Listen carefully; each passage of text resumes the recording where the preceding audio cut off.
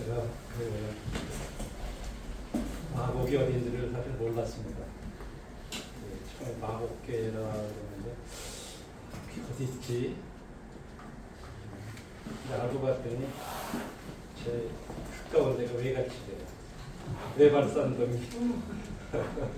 그 당시는 제가 이 마곡이라는 말을 사실 못 알아봤고 이제 방화동, 공항동 이런 쪽은 알았는데 또 강서 쪽에 그리고 사실 저희 작은 형님 소유 송정초등학교 건너편 뒤쪽에 사세요.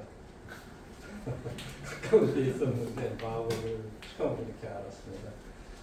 오늘 어머니 기일이라 그 부평에 있는 가족공원에서 같이 이렇게 모였다가 형님하고 같이 차를 타고 이렇게 오셔서 형님은 공항에서 내려서 구호선 갈아타시고 공항 쪽으로 오셔가지고 집으로 들어가시고 사실은 지금 그 제주도에 내려가 계세요. 그 건강에 이제 암 수술을 2번을 하셔가지고 거기 가서 건강 이렇게 회복하시느라고 거기서 생활을 주로 하시다가 한 번씩 무슨 일이 있으시면 이렇게 올라오시고 그렇게 하세요.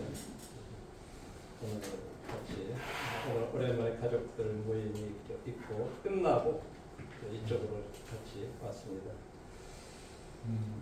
또 우리 김태선 형제님하고도 사실 오늘 얼굴로는 처음 뵙고 전화상으로만 전에 한번 이렇게 통화를 했었고 또 이렇게 성도 집회를 이렇게 부탁을 하시는데 제가 교회 자체도 전혀 모르고 배경도 모르고 그런 상황이고 제가 가까이 있으면서도 그런 걸 모르고도 하는구나 하는 생각을 다시 하게 됐습니다. 오늘 성도님들하고 함께 나누고 싶은 말씀은 주님께서 우리들에게 원하시는 어떤 그런 것들이 굉장히 크고 고맙던 그런 삶보다도 진짜 주님이 원하시는 뜻에 순종하고 우리들이 그것을 알았을 때 끝까지 충성하는 이런 삶들. 그 다음에 내일 아침에는 주님이 우리들한테 진짜 아주 기본적인 거를 원하시는데 우리가 그런 기본적인 것을 중요하게 생각하지 못하고 이렇게 생활하는 어떤 그런 부분들에 대해서 내일 주일날 이렇게 말씀을 좀 드리겠습니다. 그래서 오늘은 주님께서 원하시는 이 순종과 이 충성에 대해서 요셉을 통해서 한번 이렇게 생각을 해보도록 하겠습니다. 말씀은 본문은 창세기 37장 12절로부터 20절까지 말씀인데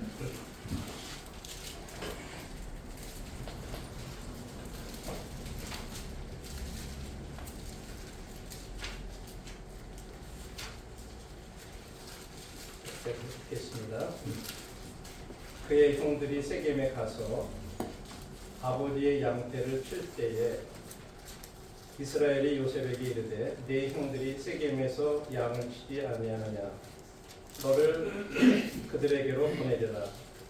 요셉이 아버지에게 대답하되 내가 그리하겠나이다. 이스라엘이 그에게 이르되 가서 네 형들과 양떼가 다 잘 있는지 보고 돌아와 내게 말하라 하고 그를 헤브론 골짜기에서 보내니 그가 세겜에서 가니라. 어떤 사람이 그를 만난즉 그가 들에서 방황하는지라.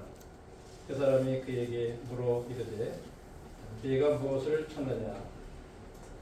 그가 이르되 내가 내 형들을 찾아오니 청하건대 그들이 양치는 것을 내게 가르쳐 주소서. 그 사람이 이르되 그들이 여기서 떠났느니라. 내가 그들의 말을 들으니 도단으로 가자 하더라 하니라. 요셉이 그의 형들의 뒤를 따라가서 도단에서 그들을 만난지라.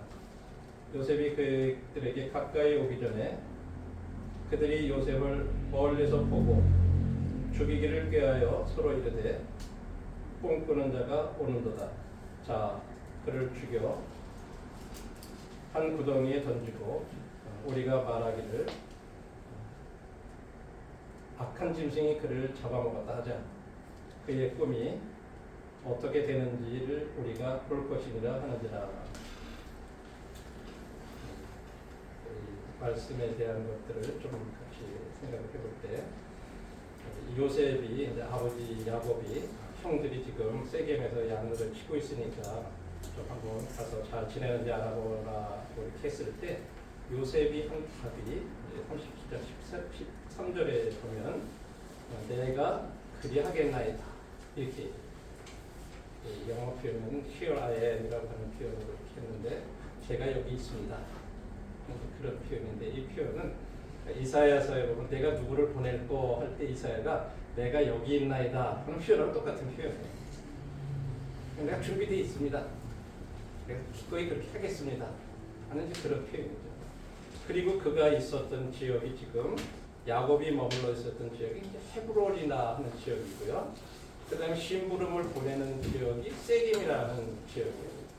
근데 저희들이 성경을 이렇게 배울 때 어떤 지리적인 배경을 모르면 이 말에 대해서 또 이것이 얼마나 이렇게 실감 있게 또 그런 걸 이해를 못하는 경우도 있어요.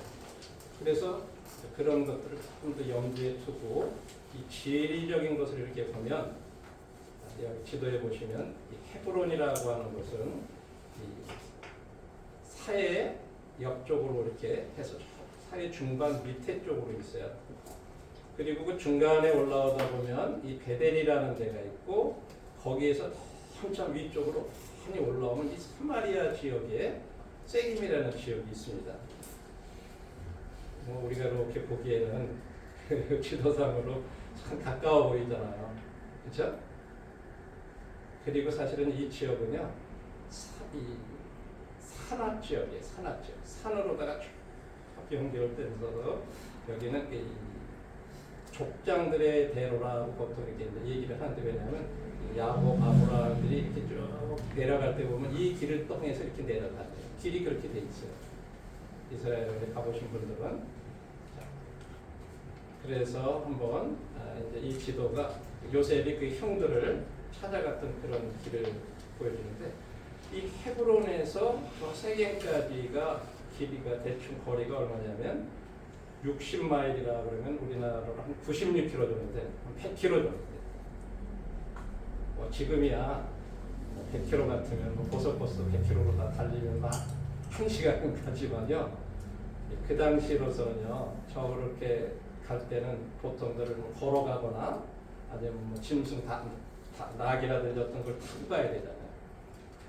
보통 사람들이 성경에서 하루길이라 그럴 때는 약 30km를 하루까지 장정들이 그냥 걸어가는 거예요. 그 다음에 군인들이 무장을 이렇게 군장을 하고 걸어갈 수 있는 길을 한 20km라 그런다.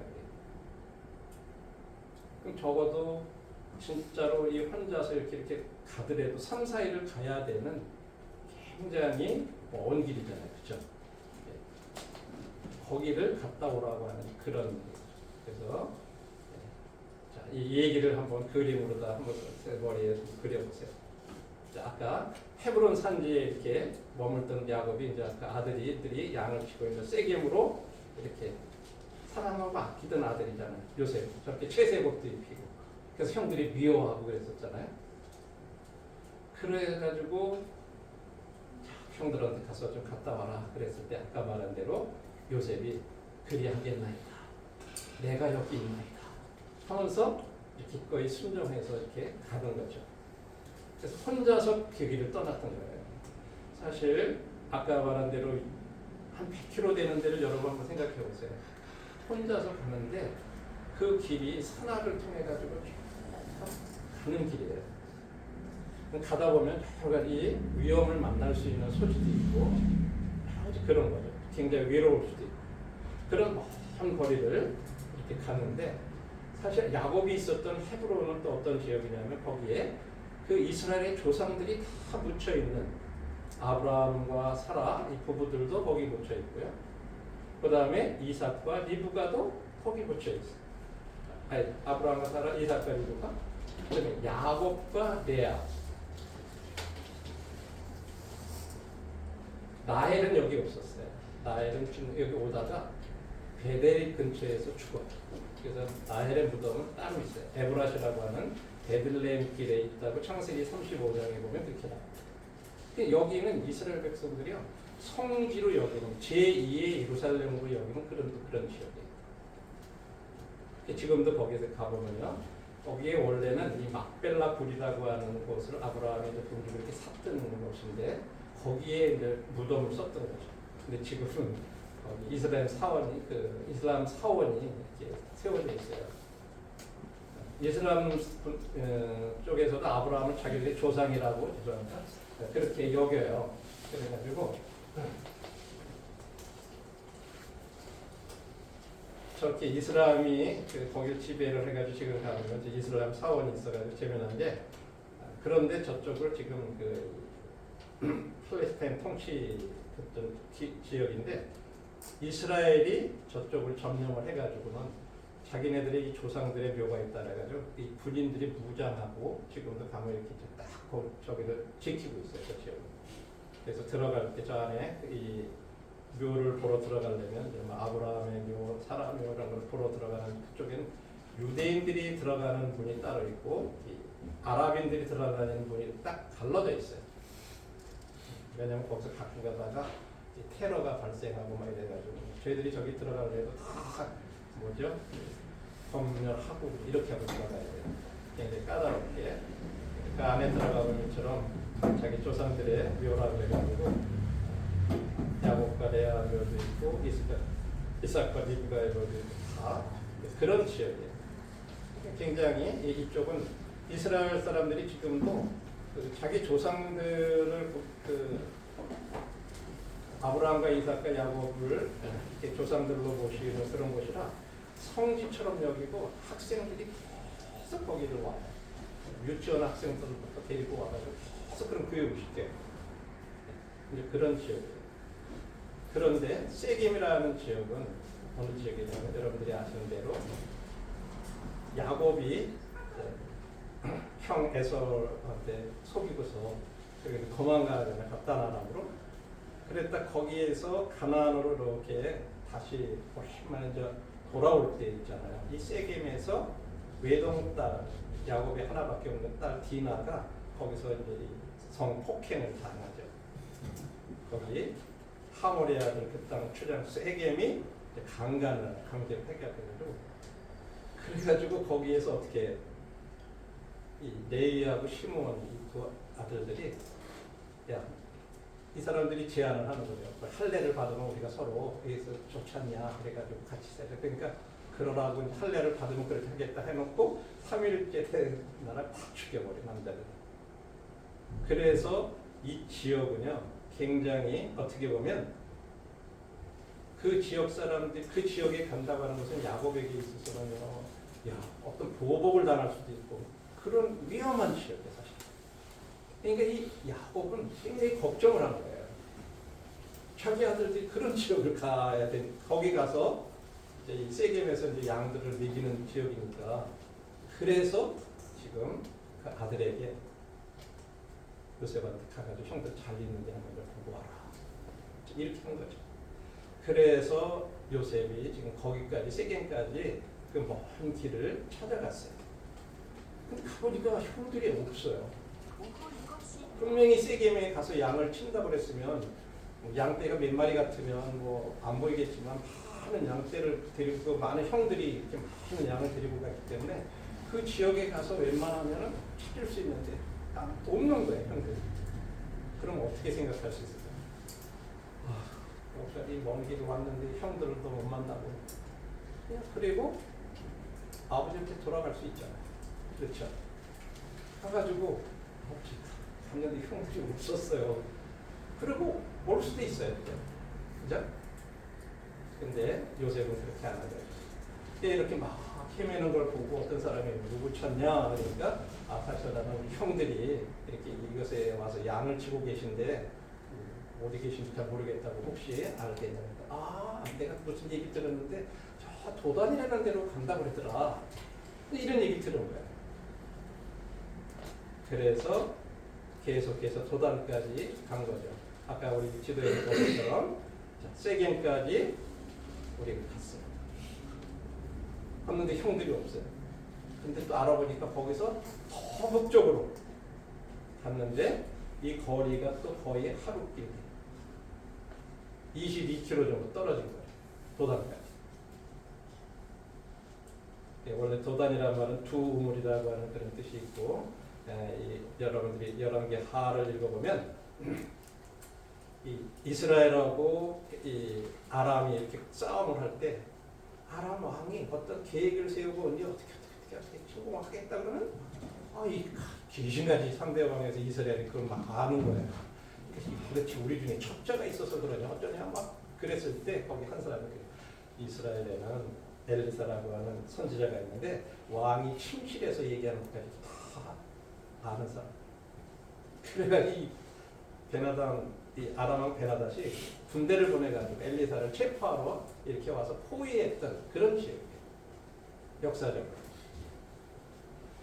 자, 어쨌든 이제 거기를 요셉이 또 22km를 또 걸어서 형들에까지 이렇게 찾아간 거죠.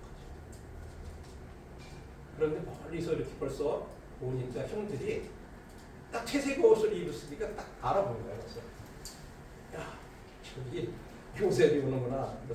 창세기 37장 18절로부터 20절에 우리가 읽은 대로 저 꿈꾸는 자가 오는데 저를 죽이고 악한 짐승이 그를 잡아먹었다고 하자. 그럼 그의 꿈이 어떻게 되는지 우리가 한번 보자. 이 요셉을 시기했었기 때문에 형들이 그를 죽일 계획을 세운 거죠. 그래가지고 그냥 한 구덩이에다가 집어넣어버리고 짐승이 잡아먹었다고 그렇게 하자. 그렇게 얘기를 하니까 37장 21절에 보시면 르벤이 그래도 제일 큰 형이잖아요. 이 형은 동생들에 대한 나중에 가면은 아버지가 동생들 어떻게 됐냐 그러는데 장자로 책임이 있잖아요. 그러니까 르벤이 이거 안 되겠다. 동생을 살려야 돼. 그렇게 생각을 해가지고 우리 죽이지는 말자. 그러면서 요셉 죽이지 말자고 그렇게 얘기를 해요. 그러면서 뭐라고 제안을 해? 저 구덩이 있지 않냐. 그냥 우리가 거기다 빠뜨려버리고 우리가 죽이지는 말자. 그래놓고 나중에 슬그머니 가가지고 그를 이제 구전해가지고 아버지를 돌려보내려고 그런 생각을 딱 하고 이제 그렇게 제안을 한 거예요. 그러니까 동생들이 거기에 그렇게 응했던 거죠. 그랬는데 동생이 이제 가까이 요셉이 오니까 형들이 갑자기 그냥 달려들어가지고 23절에 보면 그들 형들이 요셉의 옷, 그 채색 옷을 이제 벗겨버리고 그를 갖다가 이렇게 형들 왜 그러세요? 그 자기가 막 그 먼 거리를 그렇게 찾아왔는데 이 형들이 그냥 갑자기 대짜고짜 이유도 없이 그러니까 요셉의 입장에서는 얼마나 어렵겠어요. 그렇잖아요. 지금 형들의 안부를 묻기 위해서 거기까지 아마 먹을 것도 준비해 갔을지 모르겠어요. 그렇죠? 그런데 형들이 거꾸로 자기를 저렇게 막 해가지고 죽일 계획을 하고 막 그리고 결국은 어떻게 우물에다가 그 구덩이에다가 그냥 그를 내렸는데 마침 그래도 거기에 비가 내리지 않았기 때문에 빈 운동이라 그렇게 얘기해요. 빈 것이라. 강제로 거기에 이제 빠뜨려 버려요. 그래서 그 앞에서 막 살려달라고 거기 혼자 올라올 수가 없어요. 그러니까 애걸하고 그래도 안 되잖아요. 나중에 여러분들이 창세기 맨 뒤에 끝부분에 가서 보면 그 요셉이 총리가 돼서 이렇게 왔을 때 그때 우리가 그 애걸하고 살려달라고 그랬는데 우리가 그 못 들은 척했더니 결국 우리가 이런 괴로움을 당한다. 형들이 그런 고백을 해요. 나중에 이게 다 이제 이런 내용과 연관된 거죠. 그런데 한쪽을 보니까 형들이 앉아가지고 동생은 저쪽에 빠져가지고 막 살려달라고 그랬는데 자기들은 한쪽에 앉아가지고 막 음식을 먹고 막 있는데 저쪽에서 약대상들이 이렇게 오는데 이스마엘 상인들이 이 사람들은요 메소포타미아 지역에서 여러 가지 향품과 유약과 몰약과 이런 아주 귀중한 것들을 사다가 애굽에 가서 파는 그런 장사꾼들이에요. 쉽게 얘기하면. 근데 그때 이 약대상들이 이렇게 지나올 때 사실 거기에 르우벤이 그때는 그 자리에 없었어요. 그러니까 유다가 그 자기 형제들한테 그래요. 우리가 동생 죽여가지고 그 피를 덮어둔 줄 뭐 유익하겠냐. 그냥 이 사람들한테 그냥 노예로 팔아버리자. 그리고 우리가 손대지 말자. 그래도 그 우리 동생 아니냐, 우리 혈육이지 아니냐. 그렇게 얘기하니까 그래, 네 말이 맞는 것 같다. 그래가지고 그죠? 형제들이 그 말을 들어요.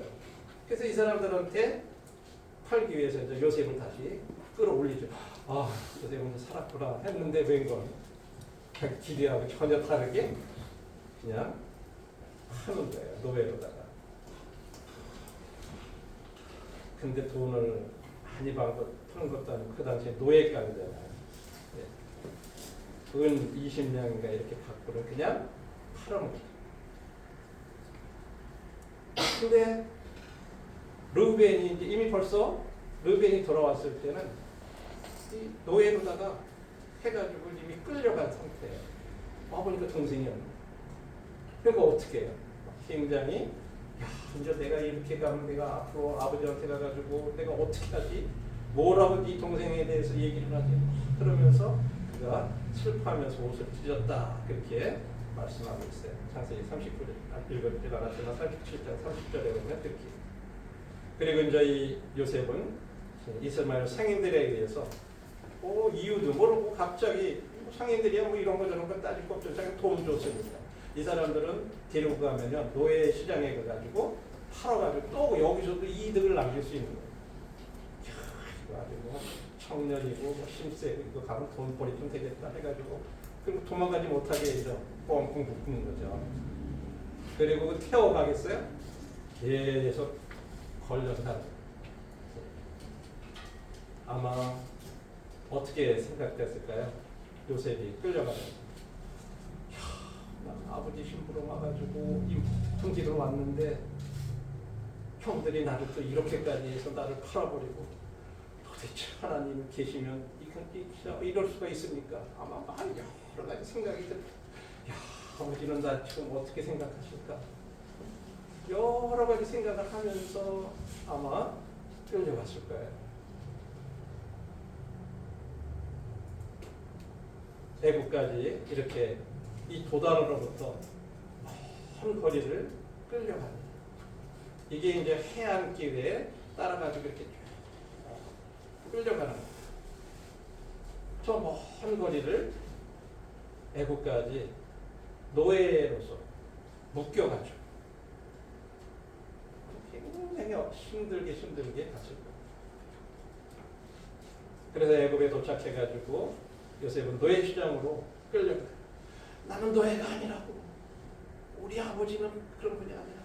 와, 소리를 쳐봐도 소용도 없어요. 아무도 알아주는 사람이 없어요. 그 노예 시장에 이렇게 갔는데 그곳에 마침 바로의 시위대장, 오늘날 같으면 경호대장이 경호 최고 책임자 그 보디발이 노예 시장에 노예를 사러 이렇게 나왔더니 보니까 저 보는데 막 건장하고 잘생긴 청년이 하나 있으니까 쓸만한데 그러면서 노예상들한테 돈 주고 요셉을 판 거지. 이렇게 해서 요셉은 진짜로 그래서 보디발의 집에 끌려가게 된 거예요. 노예로. 그 사이에 형들은 어떤 일을 하고 있어요? 37장 31절에 보면 그들이 요셉의 옷을 가져다가 순념소를 죽여 그 옷을 피해 적시고 이 요셉의 형들은 요셉이 사라진 것을 이제 아버지한테 가가지고 설명을 해야 될 거 아니에요. 그래서 음모를 지금 꾸민 거예요. 염소를 죽여가지고 채색 옷을 막 피해다가 이렇게 적신 거죠. 그리고 이제 그걸 들고 이제 양들을 몰고 그 먼 도단으로부터 아버지한테 돌아오고 요셉은 그 사이에 벌써 아마 아버지한테 이렇게 돌아왔을 때 그때도 요셉은 계속 끌려가는 중이었어요. 그 거리상으로 갔을 때는. 그래서 아버지한테 와서는 지금 보여주는 거예요. 아버지한테. 아버지 이거 막 피로 얼룩진 옷을 이렇게 보여주면서 이거 아무래도 이거 누구 옷 같아요. 그러니까 금방 알아보잖아요. 뭐 그쵸? 아버지가 채색옷 늘 사랑해가지고 입혔던 채색옷인데 막 피가 묻어 있으니까 아이고 이거 야곱은 이거 분명히 악한 짐승에게 찢겨 죽었구나. 그러니까 형들도 또 막 그런 식으로 그런 것 같아요. 그래서 야곱은 뭐라 그래요? 옷을 찢고 배로 허리를 묶고 참 먼지를 뒤집어 쓰고 그러면서 아들을 위해서 애통해요. 너무 그러니까 자기들이 잘못하는데 잘못은 형들이 했지만 너무 그러니까 막 위로하고 아버지 그래도 그냥 하고 위로를 했지만 야곱이 위로를 받지 않았다 그래요. 나도 이제 죽어서 그냥 내 아들을 자식한테 가겠다. 그러면서 계속 울었다 그래요. 지금 저희들이 이제 이 이야기를 이렇게 읽고 이제 거리를 한번 생각을 해봤죠. 그렇죠? 아까 처음에 세겜에서 헤브론에서 야곱까지 찾아갔던 그 길이 96km, 거의 100km. 며칠간은 걸어서 남자들이 가야 되는 그런 거리를 혼자서 그렇게 갔던 이 요셉의 삶을 통해서 우리가 첫 번째로 배울 수 있는 게 순종이라는 게 뭔가 하는 겁니다. 요셉의 순종. 아버지가 그 심부름 했을 때 아유 내가 어떻게 거기까지 가요? 나 혼자 어떻게 가요? 여러 가지 핑계 낼 수 있고 그런데 첫 마디가 내가 여기 있나이다. 그리하겠나이다. 아버지가 명령한 거에 대해서 이유가 없어요. 내가 그리하겠다. 내가 여기 있습니다. 나를 보내주세요. 하는 말. 이게 순종이에요. 더군다나 거리상 그 먼 거리뿐만 아니라 아까도 말씀드렸지만 세겜이라는 지역은 굉장히 위험한 지역이에요. 특별히 야곱의 아들들에게 있어서. 거기 갔을 때 그 원주민 거기 사는 사람들로부터 어떤 안갚음을 받을 수 있는 그런 지역. 어떻게 보면 요셉이 그곳에 가는 것은요 생명을 무릅쓰고 가야 되는 그런 일이에요. 순종이라는 게 그런. 나한테 굉장한 대가가 요구될 수 있는 그런 일들을 요구하실 때로조차도 가야 되는. 그게 순종. 여기서 요셉이 그 아버지에게 순종하는 성품이 이렇게 잘 나타난 거죠. 그런데 사실은 이 일이 요셉에 대한 하나님의 계획을 이루는 시작이 된 거예요. 요셉은요 하나님의 계획을 전혀 알지 못했어요. 그냥 단순히 아버지가 시키니까 예 제가 형들한테 갔다 오죠. 기꺼이 순종했을 뿐이지만 이것이 요셉의 생애에 하나님의 뜻을 이루는 계획을 이루는 시작이 된 거예요. 만일에 요셉이 난 멀어서 도저히 못 가겠어요. 거기 세게 위험한 지역이라 못 가겠어요 하고 가지 않았으면 하나님의 계획은 요셉을 통해서 이루어질 수 없었던 거예요.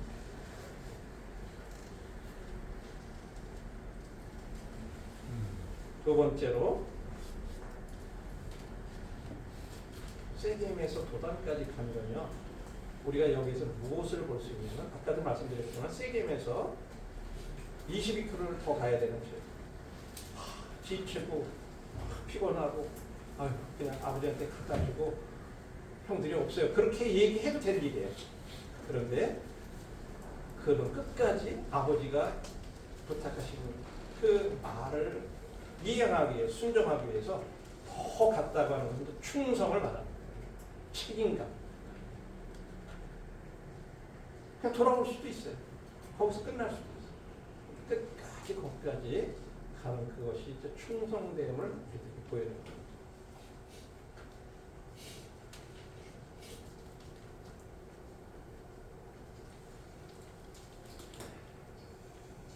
그래서 이런 이 요셉의 순종과 충성에 대해서 이렇게 저희들이 한번 생각해보고 하나님께서 진짜 오늘날도 우리들에게 요구하시는 것 하고 이런 것 우리들이 하나님 말씀대로 우리들의 말씀하실 때 거기에 순종하고 또 그것에 대해서 끝까지 책임을 질 수 있는 이런 충성된 것 마음들 이런 것이 오늘날 진짜 필요한 시대라고 생각합니다. 그리고 이제 요셉이 도단에서부터 애국까지 끌려간 이 여정 아까도 말씀드렸지만 도망가지 못하게 묶인 채로 해변길을 따라서 계속 갔어요. 여러분 바로 옆에가 지중해예요. 지중해에서 날라오는 그 염분과 모래와 이런 것들이 그냥 막 봤을 때 얼마나 힘들었겠어요. 뭐 닦을 수가 있어요. 꼭 묶여가 도망갈까 봐 묶었죠. 그런 상태로다가 이 거리가 1000km 이상이 되는 거예요. 헤브론에서 도단까지 해봐야 아까 120, 그 정도밖에 안 되는 거리예요. 그거에 10배 가까이 되는 그 먼 거리를 가는 거예요. 이렇게 먼 거리를 끌려간 거예요. 굉장히 원망스러울 수도 있고 여러 가지 생각이 아마 요셉에게 들어갔을 거예요. 현재 여러분들이 잘 아시는 대로 애굽에 가서 요셉이 아까 노예시장에서 보디발이 그를 사갔잖아요.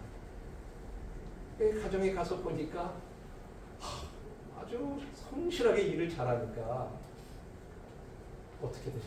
여러분들이 아는 대로 가정에 자기 부인 외에는 모든 것을 다 맡긴 거예요. 그래서 쉽게 얘기하면 가정 총무가 된 거예요. 그 시위대장 집에 모든 걸 다 관리하는 가정 총무가 됐잖아요. 예.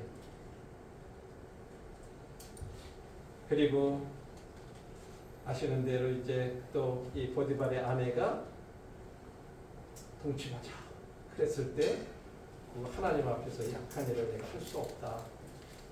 그런데도 어느 날 기회가 있어서 그냥 강제로 그래로 했을 때 그냥 옷을 벗긴 채로 어떻게 보면 도망 나간 거예요. 그러니까 그걸 가지고 가서 주인한테 이가 나를 이렇게 겁탈하려고 들어왔다가 내가 소리치니까 옷을 그냥 놓고 도망갔다.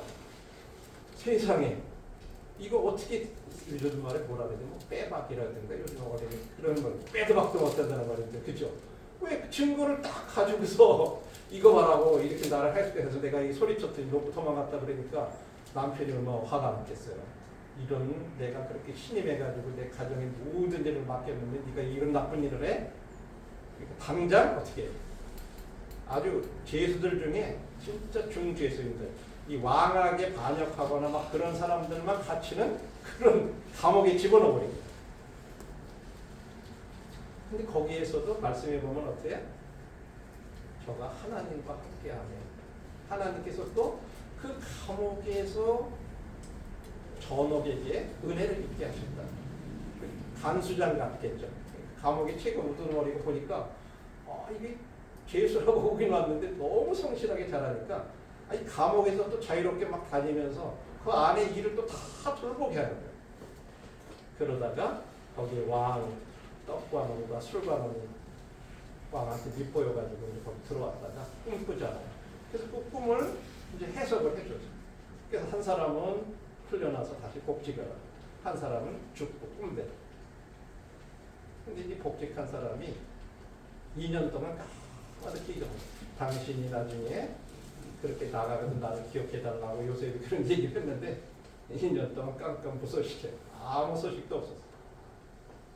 그렇게 또 보냈어요. 사실 요셉이 그렇게 해가지고 세가지 이렇게 가는 동안요 요셉이 나이가 17살이었다고 얘기를 해요. 그러다가 지금 이 총리가 될 때가 30살이에요. 그럼 한 13년의 기간이 흐른 거예요. 그럼 오랜 시간. 그렇게 하다가 어떻게 돼요? 바로 왕이 또 꿈을 꾸잖아. 근데 그 꿈에 대해서 해석을 못해요. 근데 이 복직한 그 사람이 자기가 옛날에 그런 거를 얘기했을 때 그 감옥에 있었던 어떤 청년이 하나 있었는데 그게 딱 떠오르고 그래서 왕한테 그 얘기를 하니까 왕이 데려간다. 그래서 요셉이 가서 다시 그 왕의 꿈을 해몽을 해주잖아. 그래가지고 어떻게 돼요? 가정총무였다가 감옥총무였다가 애굽의 총리가 된 거야. 애굽의 총리. 요셉은요, 이런 계획이 자기가 뭐 그런 생각조차도 못했던 일이죠. 그러나 요셉은 끝까지 아버지에게 순종하고 충성했을 뿐만 아니라 하나님 앞에서 그 마음이 이 하나님께서 요셉과 함께 할 수 있도록 그 마음을 계속 내가 이 악한 일을 어떻게 할 수 있겠느냐 이걸 계속 하나님 바라본 거예요. 그런 중에 원망하고 막 좌절하고 그런 게 아니죠. 그래서 하나님께서 애굽의 총리까지 되게 하셨죠. 이 결론이 뭐예요? 하나님의 이 뜻 이것을 이루는데 사실은요 창세기 15장에 보면 아브라함한테 하나님께서 뭐라고 얘기하냐면 400년 후에 네가 큰 민족을 이루어서 애굽에서 다시 가나안 땅에 들어오게 하겠다 이렇게 말씀하셨더랬어요. 400년 후에 창세기 15장 12절부터 16절을 나중에 한번 성경을 읽어보시면 그런 계획을 말씀하셨는데 그것이 이루어지는데 요셉이 쓰여질 거라고 요셉은 몰랐던 거예요. 근데 하나님은 그런 계획을 가지고 요셉을 여기까지 인도에 가셨다. 그런 하나님의 계획을 이루는데 바로 요셉이 쓰여졌어요. 어떤 사람? 순종하는 사람. 충성스러운 사람. 그런 사람을 통해서 하나님께서 하나님의 뜻을 이루신다고 하는 것을 이 말씀 속에서 우리에게 교훈해 주십니다. 그렇다면 오늘날 우리들에게도 마찬가지예요. 하나님께서는 형제 자매들 저를 하나님께서 구원해 주셨을 때 하나님 분명히 어떤 목적이 있으셨어요. 지금 우리에게 일어나는 이런 여러 가지 일들 내가 보기에는 야 진짜 어떻게 이런 일들이 내 생애 가운데 우리 가족에게 나한테 이런 일들이 벌어질 수 있냐 막 우리 마음 가운데 원망스러운 일이 있을 수도 있어요. 도저히 이해가 안 되는 뭐 건강에 문제들 있을 수 있고 여러 가지가 있을 수 있어요. 그럴 때 우리 마음 가운데 기억해야 될 것이 하나님 이런 일을 통해서 하나님께서 이루고자 하시는 일이 무엇인가요? 우리가 그런 마음의 자세로 하나님 앞에 그런 자세로 우리에게 어떤 일들에 대해서 얘기하시고 요구하실 때 1차적으로 순종하는 거예요. 내가 이해가 안 된다 할지라도. 그리고 우리에게 맡겨진 일에 대해서 끝까지 충성을 다하는 거예요. 그러면서 그 길을 계속 가면요. 하나님께서 하나님이 원하시는 그런 뜻을 이루시는데 우리를 도구로 사용하실 수 있다고. 그래서 원망하지 마세요. 하나님은 주권도 내게 속했다. 이렇게 말씀하셨어요. 모든 주권자라고 얘기를 하셨어요. 절대 주권을 가지신 분이다. 우리의 생애 가운데 일어나는 모든 일들에 대해서 그런 요셉은 그것을 알았기 때문에 형들이 이렇게 왔어.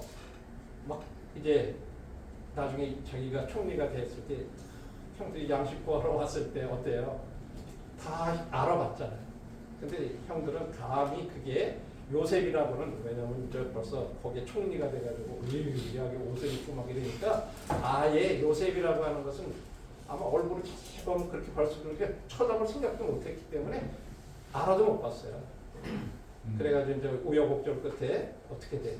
나중에 이제 동생이 드러나고 야, 너 죽었다. 그렇게 생각하잖아요, 그렇죠? 그런데 그때 요셉이 뭐라고 얘기해요? 형들 두려워하지 말라고. 하나님께서 뜻이 있어서 먼저 나를 이곳에 보내셨고 나를 이곳에 판 게 당신들이 아니라 나를 이곳에 보낸 건 하나님이시다. 이렇게 하나님의 주권을 요셉은 인정합니다. 하나님께서 먼저 나를 보내셨다. 왜? 만민을 생명을 구원하시기 위해서. 바로 이 때를 위해서 나를 이렇게 먼저 보내셨다. 그러니까 형들 걱정하지 마세요. 하고 안심시켜요. 이게 이제 하나님의 방법이고 하나님의 주권이고 하나님이 하나님의 계획과 목적을 이루는 데 있어서 바로 이렇게 순종하는 사람, 충성스러운 사람을 통해서 나는 그들을 통해서 내 목적을 이루어간다 하는 것을 그냥 우리는 이야기 형식으로 이렇게 하는 것 같지만 그 속에서 하나님께서는 우리들 이런 것을 가르쳐 주기를 원하시고 우리도 그런 사람이 되기를 바라신다는 겁니다. 그러면 저와 형제자매들의 삶을 통해서 뭐 우리가 애굽의 총리가 되고 뭐 그렇게 안 된다 할지라도 우리가 있는 곳에서 필요한 사람이 되게 하십니다. 내가 아니면 할 수 없는 일을 하게 하십니다. 다른 사람이 그 일을 못해요. 그런 일들이 있어요. 그런 일들을 할 수 있도록 우리를 그 자리에 두셨다고 합니다. 그것을 우리가 믿고 순종할 때 마치 가정 총무에서 감옥 총무에서 총리가 되도록 우리에게 뭐 자그마한 일에서 조금 더 큰 일에서 또 어떤 큰 그런 것들을 이루어 가실 수 있도록 점진적으로 그렇게 하실 수 있어요. 그런 경험을 통해서. 그러기까지 우리에게 필요한 자세가 바로 순종하고 하나님의 절대 주권을 인정하면서 나한테 현재 벌어지고 있는 사건들에 대해서 진짜 감사하고 원망하지 않는 것을 우리가 계속 하는 게 필요하죠. 그래서 가다가 길을 막으시면 서면 돼요. 거기서. 길을 열어놓으시면 계속 가면 돼요. 사도 바울도 그런 삶을 살았어요. 전도 여행을 가면서 가다가 자기가 이 밑에 지역으로 이렇게 아시아 쪽으로 가서 전도하려는데 그래요.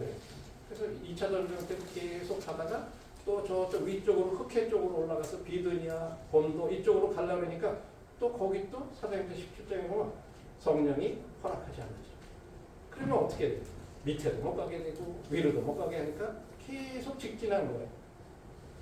그랬을 때 간 곳이 드로아라고 하는 곳입니다. 거기에 갔을 때 하나님이 환상을 밤에 보여주세요. 그러면서 건너와서 우리를 도우라. 그래서 그게 하나님의 뜻이구나 하고 배 타고 건너가가지고 빌립보 쪽으로 해서 마게도니아로 들어가는 게 유럽의 전도가 문이 열리는 시초가 됩니다. 그러니까 하나님께서 허락 안 하시면요 1, 2 가려고 하는데 안 하시고 그러면 1, 2 가도 안 돼. 그럼 계속 현재 나한테 허락하신 그 환경은 계속 가라는 거예요. 계속 가다 보면 거기에서 하나님께서 이제 오케이 때가 됐다. 넘어와. 너는 지금 유럽에 가서 이제 전도의 문을 열어야 되는 거야. 그게 바울에 대한 하나님의 계획이셨어요. 뭐 1, 2 가고 전리 가서 전도하는 게 잘못된 일이 아니었거든요. 바울에게 있어서. 또 주님도 그 지역에 가서 전도하는 거, 이쪽에 가서 전도하는 거, 전도하러 간다는 게 그게 잘못돼서 막으신 게 아니에요. 하나님 뜻은 유럽으로 건너가는 게 하나님 뜻이었기 때문에 그렇게 하실 것뿐이에요. 우리들도 주님 앞에서 그런 자세가 필요하다고 생각합니다. 그래서 우리가 어떤 일을 놓고 기도하시는데 이게 주님 뜻인지 아닌지 기도하는데 허락이 안 되면 현재 내가 하는 일을 계속 해가라는 거예요. 충성스럽게. 주님이 허락하시는 때까지. 그러면 어떤 길들을 열어주신다.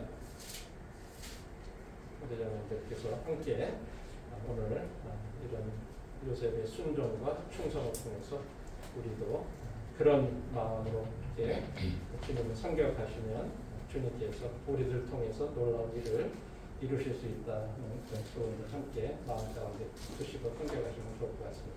감사합니다.